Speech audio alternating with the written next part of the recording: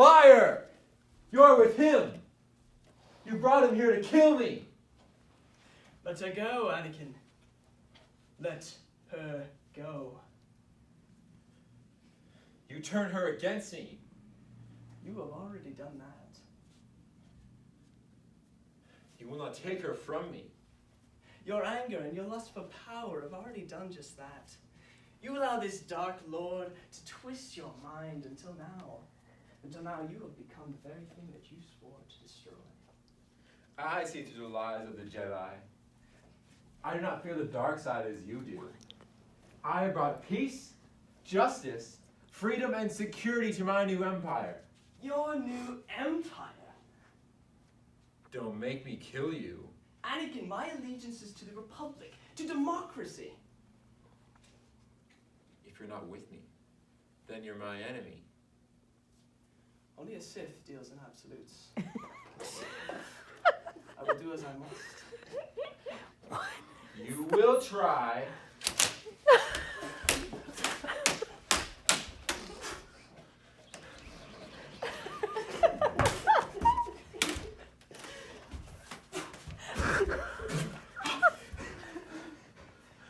You were my brother, Anakin. I loved you. I hate you!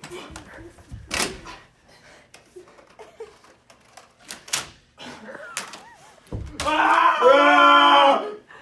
It's the wrong interpretation. It's the wrong interpretation. Oh.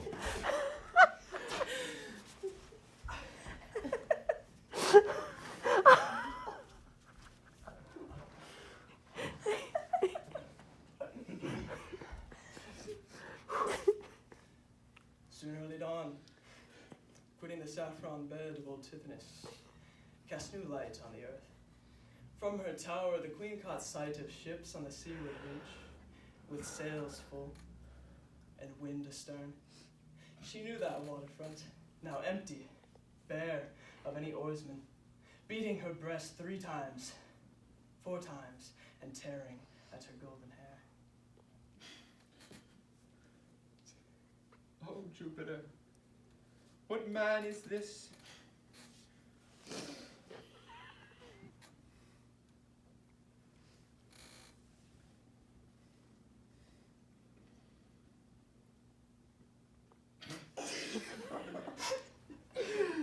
Of course, the first line.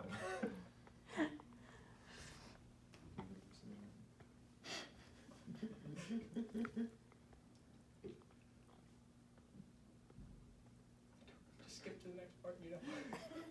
The next part.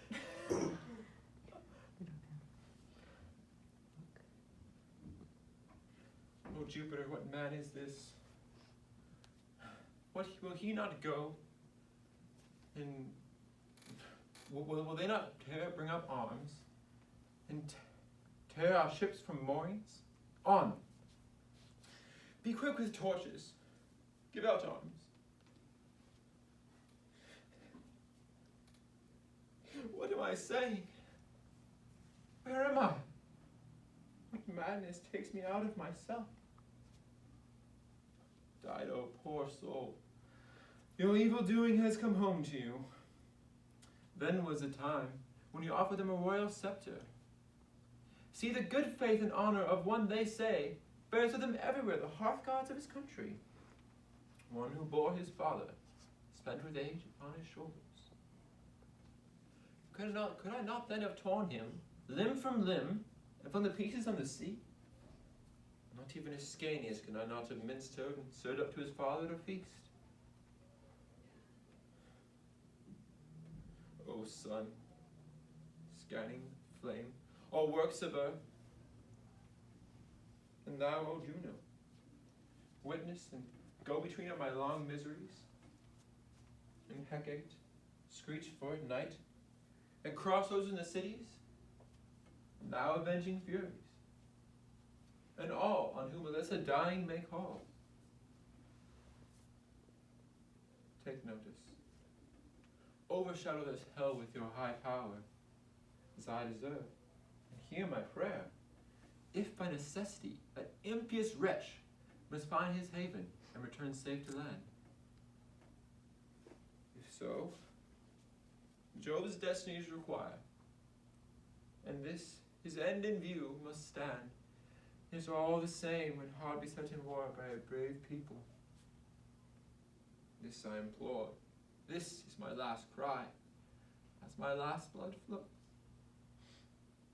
Then, O my Tyrians, besiege with hate his progeny, and all his race to come. Make this your offering to my dust. No love, no pact must be between our people, no. But rise up from my bones, avenging spirit, and parry with fire and sword the Dordain countrymen now, or hereafter, at whatever time the strength will be afforded, and coast with coast in conflict, I implore, and sea with sea.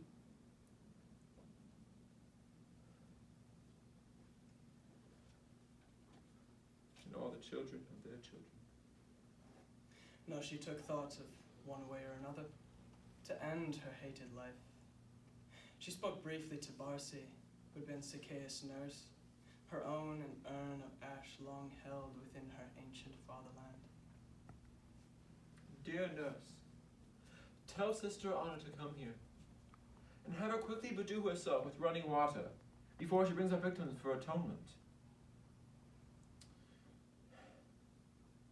And have her come here, and you two, put on pure wool around your brows. I've a mind to carry out that rite to Stygian Jove that I readied here, and put an end to my distress, committing to the flames a pirate, that miserable dog. At this, with an old woman's eagerness, Barcy hurried away, and now Dido's heart beat wildly at the enormous thing afoot. She rolled back her bloodshot eyes, and her quivering cheeks flecked with red as her sick pallor grew before her coming death. She burst her way into the court, and then at her passion's height, she climbed the pyre and bared the Dardan sword.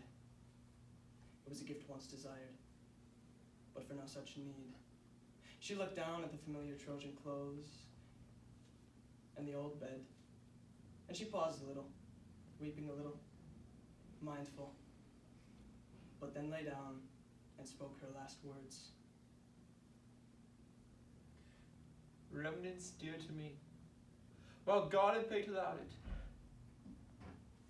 Take this breath, give me respite from these agonies. I live my life out to the very end.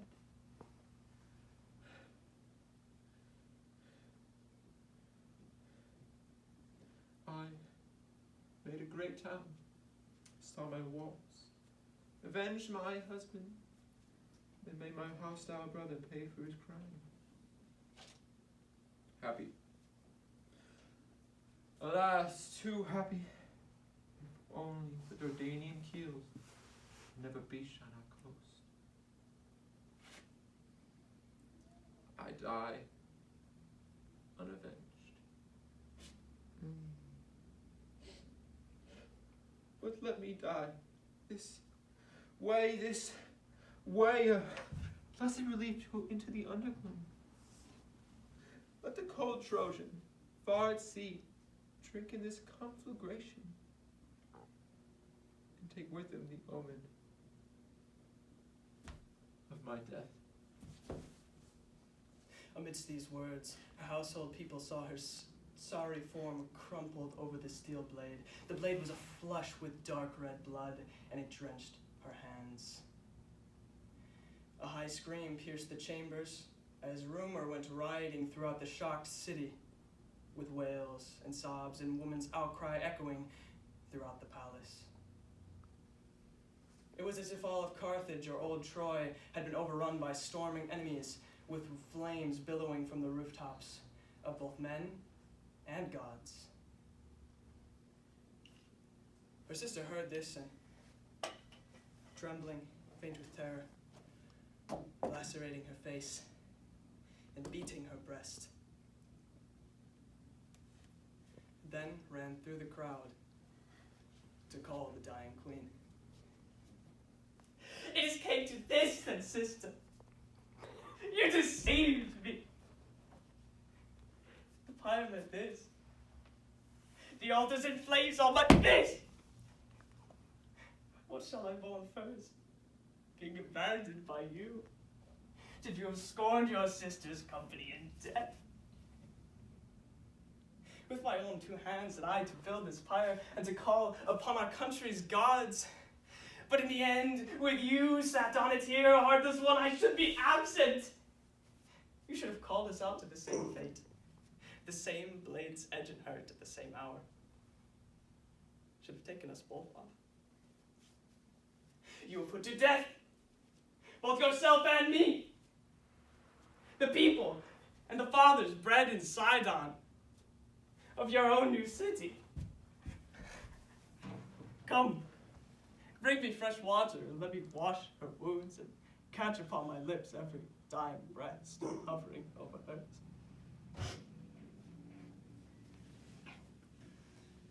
Then she had climbed the topmost step and took her dying sister into her arms to cherish with a sob, using her dress to stanch the dark blood flow.